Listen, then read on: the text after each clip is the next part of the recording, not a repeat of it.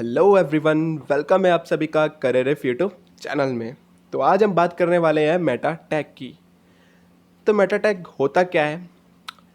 Meta tag हमारा define करता है मेटा डाटा को। और मेटा डाटा क्या होता है? तो मेटा डाटा जो है एक इन्फॉर्मेशन प्रोवाइड कराता है हमारे सर्च इंजन को। सर्च इंजन जैसे कि गूगल, याहू, यूट्यूब, इनको जो है एक इन्फॉर्मेशन प्रोवाइड करवाता है हमारा मेटा डाटा, जिसकी मदद से हमारा सर्च इंजन हमारे वेब पेज को ढूंढता है। तो क्या होता है कि इसको आप समझने के लिए ऐसा देख सकते हैं, यहाँ पर क्रोम में मैं कुछ भी लिखता हूँ, मीन्स एक कोई भी टॉपिक का नेम लिखता हूँ, जैसे कि हाउ टू यूज़ स्मार्टफोन,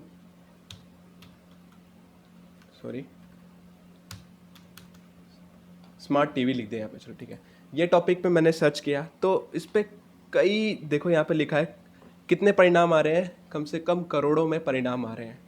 तो कहने का मतलब ये है कि एक ही टॉपिक पर हजारों लाखों आर्टिकल्स हैं, पर आपका आर्टिकल कैसे एक यूज़र तक पहुंचेगा, मीन्स आपका वेब पेज कैसे लोगों तक पहुंचेगा, तो उसके लिए जो है हम मेटा डाटा लिखते हैं। तो मेटा डाटा का काम क्या है कि गूगल सर्च इंजन हमारे जो मेटा डाटा की मदद से हमारे वेब पेज को सर्च करता है, और अगर जिस टॉपिक पर हम लिख रहे हैं वो हमने अच्छा लिखा है तो हमारा जो वेब पेज है वो रैंक हो जाता है। तो इसका जो हम यूज़ कैसे करते हैं वो मैं आपको विजुअल स्टूडियो कोड पे बताता हूँ। तो विजुअल स्टूडियो कोड खोला मैंने, यहाँ पर मैंने HTML ट्यूटोरियल जो है फोल्डर ओपन कर रखा है पहले से ही, उसके अंदर हमारी बाकी की फाइल्स दिख रही हैं। तो इस पर मैं आज की जो न्यू फाइल क्रिएट करता हूँ और इसमें नाम देता हूँ meta.html। इस नाम से मैंने इसे सेव कर लिया और ये हमारी फाइल जो है ओपन हो गई। तो यहाँ पर मैं मेटा टैग से पहले आपको दो चीज़ बता देता हूँ। पहले फर्स्ट, डॉक टाइप। तो डॉक टाइप होता क्या है? डॉक टाइप भी एक तरह का टैग ही है, पर इसका भी कोई वेब पेज पर यूज़ नहीं है। पर इसका काम क्या है, इसको हम लिखते हैं। देखो यहाँ पे सजेशन में आ गया ये डॉक टाइप HTML, और ये ब्रैकेट बंद हो गया। तो इसका काम क्या है? तो ये डॉक टाइप का मतलब है डॉक्यूमेंट टाइप। ये ब्राउज़र को बताता है, ब्राउज़र कौन सा है? गूगल, क्रोम वगैरह, इन ब्राउज़र्स को बताता है कि हमारी जो डॉक्यूमेंट है वो किस टाइप की है। तो हमने यहाँ पे लिखा HTML, तो ये शो कर रहा है कि हमारी जो डॉक्यूमेंट है वो HTML टाइप की है। और ये जो कंपोनेंट है हमारा, ये डॉक टाइप वाला, ये हमारा कंपोनेंट HTML5 का कंपोनेंट है। तो इसका कोई ज़्यादा यूज़ नहीं है, पर हम इसका यूज़ करते हैं ये वेब ब्राउज़र को बताने के लिए कि हमारा जो डॉक्यूमेंट का टाइप है वो HTML है। उसके बाद हम लिखते हैं HTML,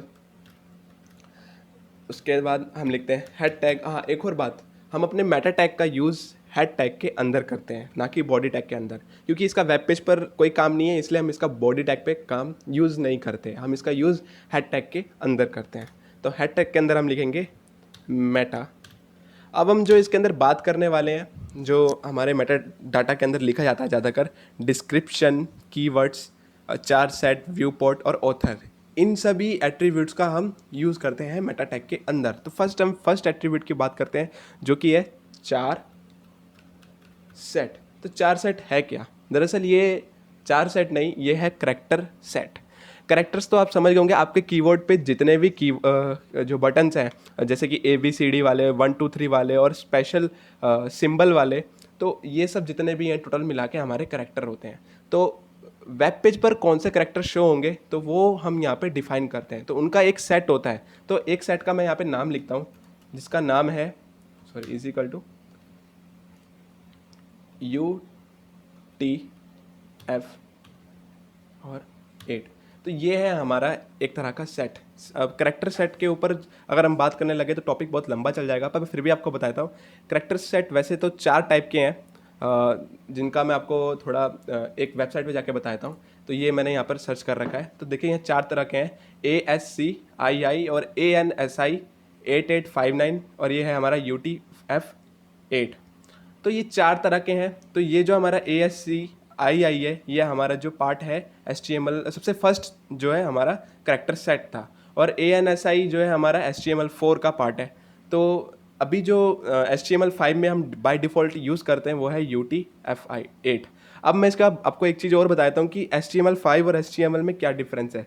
तो दरअसल HTML5 और HTML में कोई डिफरेंस नहीं है। HTML5 जो है HTML का अपग्रेडेड वर्जन है और इसमें जो है कुछ नए टैग ऐड हैं जो HTML में नहीं है, और कुछ जो इसमें टैग हैं वो हटाए भी गए हैं HTML के, और कुछ नए टैग ऐड किए गए हैं। जैसे कि हमने ऑडियो और वीडियो टैग के बारे में बात की थी, वो जो है HTML5 के टैग है। तो HTML5 के अंदर जो UTF-8 है उसने जो कुछ करैक्टर डिफाइन किए हैं, आप यहाँ पे जो है w3school.com पे आके ये जो है आप देख सकते हैं। आप अगर गूगल सर्च पे लिखेंगे HTML4 सेट तो आपको ये वेब पेज मिल जाएगा। तो आप यहाँ से देख सकते हैं कि इसमें कौन कौन से करैक्टर्स का यूज़ किया गया है। तो करैक्टर्स कौन से होते हैं, ABCD और स्मॉल लेटर में ABCD, उसके बाद सिंबल्स वगैरह डॉलर एंड का ये सब सिंबल, परसेंटेज का सिंबल, और उसके बाद जो है 1 2 3 4 9 तक, 1 से लेकर 9 तक। तो ये सब हमारे अंदर आते हैं करैक्टर्स के अंदर। तो हम मेटा टैग के अंदर ही डिफाइन करते हैं कि हमारे डॉक्यूमेंट में कौन से करैक्टर यूज़ होने वाले हैं। तो उसके लिए हम 4 सेट का यूज़ करते हैं। तो 4 सेट के अंदर हमने डिफाइन किया है UTF-8। ये हम बंद कर देते हैं। इसके बाद हम बात करते हैं मेटा डिस्क्रिप्शन की। तो मेटा टैग के अंदर हम 2 तरह के एट्रीब्यूट यूज़ करते हैं, नेम और कंटेंट। तो कैसे करते हैं इनका यूज़? नेम, तो नेम के अंदर हम क्या डिफाइन करना चाहते हैं? तो फर्स्ट हम जो है डिस्क्रिप्शन प्रॉपर्टी का यूज़ करेंगे। तो हम लिखेंगे यहाँ पर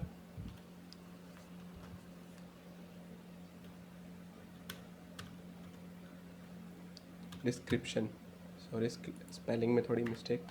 तो ये डिस्क्रिप्शन लिख दिया हमने, नेम के अंदर लिख दिया डिस्क्रिप्शन। अब हम लिखेंगे कंटेंट दूसरा, इसमें एट्रीब्यूट का यूज़ करें। तो डिस्क्रिप्शन के अंदर हम क्या लिखेंगे? ये हमारी नेम एक तरह से हेडिंग हो गई, और कंटेंट के अंदर हम डिस्क्रिप्शन लिखेंगे। जैसे मैं कुछ भी डिस्क्रिप्शन लिखता हूँ तो मैं लिखता हूँ today our topic is meta. तो ये हमारी हो गई डिस्क्रिप्शन। तो कोई भी किसी भी टॉपिक पे आप सर्च करते हो तो यहाँ पर जो शो हो रहा है हमारा ये वाला, ये प्रोवाइड स्ट्रीमिंग वीडियो एंड, जैसे ये टॉपिक है व्हाट इज़ स्मार्ट टीवी, ये हमारा कीवर्ड हो गया, और ये जो है हमारा डिस्क्रिप्शन हो गया प्रोवाइड स्ट्रीमिंग वगैरह। तो ये जो है मेटा डाटा की वजह से आता है। अगर आप इसको क्लिक करके ओपन करोगे तो ये सब कुछ शो नहीं होने वाला। ये जो है हमने डिस्क्रिप्शन में मेटा टैग के अंदर लिखा है ये सब, ठीक है। तो अब हम इसके बाद बात करते हैं कीवर्ड्स की। तो उसको हम कैसे लिखते हैं? Meta name is equal to keywords, यहाँ पर हम कीवर्ड लिख देते हैं कीवर्ड्स, और कंटेंट के अंदर हम कीवर्ड डिफाइन कर देंगे। तो कीवर्ड्स क्या होते हैं? जिस टॉपिक के ऊपर जो है सर्च किया जाता है उनको कीवर्ड्स बोलते हैं। मैं आपको बताता हूँ फर्स्ट। तो जैसे मैं यहाँ पे लिखता हूँ HTML4 सेट, जिसे मैंने अभी आपको सर्च करने को बोला, तो ये आपका एक कीवर्ड हो गया। उसके बाद HTML UTF-8। तो आप जो है अगर एक कोई आर्टिकल लिखते हैं तो उसमें आप कुछ टॉपिक डिफाइन करते हैं, तो उन टॉपिक को सर्च किया जाता है, तो उसको किसी पर्टिकुलरली कीवर्ड से सर्च किया जाता है, तो उसको हम कीवर्ड बोलते हैं। जैसे कि मैं यहाँ पर लिखता हूँ, तो देखिए मैंने यहाँ पे क्लिक किया तो यहाँ पे नीचे कुछ जो है कीवर्ड्स आ गए, इनको हम कीवर्ड्स बोलते हैं। तो इसमें आ गया how to connect non smart TV to wifi, how to connect Samsung phone to TV. तो ये सब जो सर्च में आ रहे हैं हमारे, जो नीचे पे सजेशन में आ रहे हैं, ये कीवर्ड्स हैं दरअसल। तो किसी ने इस कीवर्ड पे बनाया होगा आर्टिकल, मतलब इसी के ऊपर ही बनाया होगा, और किसी ने इसके ऊपर बनाया होगा। तो अब अगर आप सर्च करते हो, अगर आप इसे सर्च करते हो तो ये आपको आर्टिकल आएंगे। अब आपको दूसरा आर्टिकल दिखेगा पहले नंबर पे, तो यहाँ पर कुछ सजेस्टेड जो है कीवर्ड भी बताए गए हैं। तो कीवर्ड की वजह से ही हमारा जो है वेब पेज है वो रैंक करता है। अगर आपने कीवर्ड पे अच्छा काम किया तो आपका वेब पेज जो है इजीली गूगल सर्च में आ जाएगा। तो ये था हमारा कीवर्ड हम ऐसे लिखते हैं HTML के थ्रू। और उसके बाद जो हम फोर्थ बात करेंगे ऑथर की। नेम में हम लिखते हैं ऑथर से तो आप समझते हैं कवि, मीन्स जो इस आर्टिकल को लिख रहा है उसका हम ऑथर बोल रहे हैं। तो हम चाहते हैं कि हम अपने ऑथर का नाम भी बताना चाहते हैं गूगल को, तो उसके लिए हम यहाँ पे लिखेंगे। तो कंटेंट के अंदर हम नाम लिख दें, जैसे मैं लिखता हूँ यहाँ पे सौरभ, सॉरी ये स्पेलिंग मिस्टेक हो रही है बहुत, तो यहाँ पे सौरभ लिख दिया। तो ये है हमारा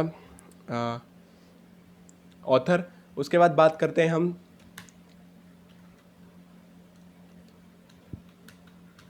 आपने कुछ ऐसी वेबसाइट देखी होंगी जहाँ पर जो है एकदम हर सेकंड में अपडेट होता रहता है, मीन्स हर सेकंड में वहाँ पर कुछ ना कुछ अपडेट आता रहता है। मीन्स चेंजेस आते रहते हैं। जैसे कि कोरोना वायरस की अभी आपने एक वेबसाइट देखी होगी, अगर आप कोरोना लिखेंगे यहाँ पर क्रोम में जाके, उसमें जो है स्टैट्स हर टाइम बदलते रहते हैं। मैं यहाँ पे कोरोना लिखता हूँ तो यहाँ पर देखिए ये साइट है www.worldometer.info। मैं इस साइट को ओपन करता हूँ तो इसमें देखना आप जो है हर सेकंड में रिफ़्रेश हो रही है ये वेबसाइट। इसमें जो स्टैट्स बता रहा है हमको, ये देखो, ये जो इसमें नंबरिंग आती है ये हर टाइम चेंजेस होते रहते हैं। जैसे जैसे इसको अपडेट मिलता है ये हर टाइम जो है नंबरिंग इसकी चेंज होती रहती है। तो ये किस तरीके से होती है मैं आपको बताता हूँ। जो हम इसमें HTML में एक एट्रीब्यूट का यूज़ करते हैं जिसको हम बोलते हैं, यहाँ पे देखो सजेशन में आ गया HTTP इक्विब। तो इस एट्रीब्यूट का यूज़ करके हम अपने वेब पेज को हर कुछ टाइम में रिफ़्रेश अपने आप ही कर सकते हैं। जैसे मैं यहाँ पे लिखता हूँ, यहाँ पे हमें लिखना पड़ेगा रिफ़्रेश, और कंटेंट में हमें लिखना है कि कितनी टाइम पे रिफ़्रेश हो गया हमारी वेबसाइट। तो मैं कंटेंट लिखूँगा, कंटेंट, ये भी लग गया, तो कंटेंट इज इक्वल टू करता हूँ 5 सेकेंड। एवरी 5 सेकेंड में हमारी जो वेब पेज है वो, इसे मैं सेव कर देता हूँ पहले फाइल को, और क्रोम में जाके इस फाइल को खोलता हूँ। और यहाँ पे पहले मैं बॉडी में कुछ आपको रिफ़्रेश करने के लिए बताया था, तो यहाँ बॉडी टैग लिख देता हूँ। अभी हम जो है फाइल मैनेजर में जाके HTML ट्यूटोरियल के अंदर जो ये हमारा जो मेटा फाइल है यहाँ पे सेव है, इसे मैं रन करता हूँ, ओपन।